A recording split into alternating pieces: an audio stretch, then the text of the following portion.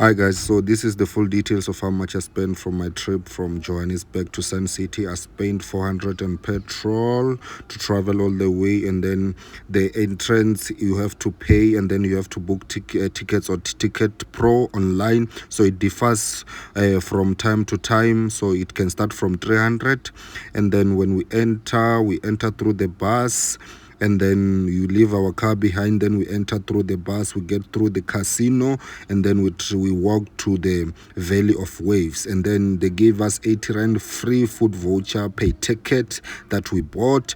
And then when you enter inside, there's a lot of restaurant to choose on, like restaurant that we are used to, like common restaurants that we are used to, guys. And then when you enter, there's a lot of activities to do. Some activities you have to pay for, but the swimming activities is free of charge.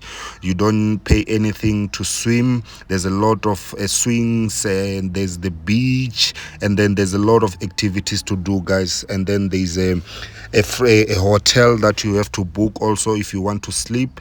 And then it was fun, guys. I met a lot of people, made a lot of memories. Yes, it was a very short day to say, because it was so fun in such a way that I felt like the day was too short. They have opening and closing times. They open at 9 o'clock, and then they close around 5:30. You just make sure that you get there early to avoid disappointment. We got there around 10, and then we left Joburg around 8:30. So it took us a 2 hours drive to drive there. It was so fun, guys. I felt like the day was too short. Then there's a lot of activities for you to do depending on your preferences and the budget that you have.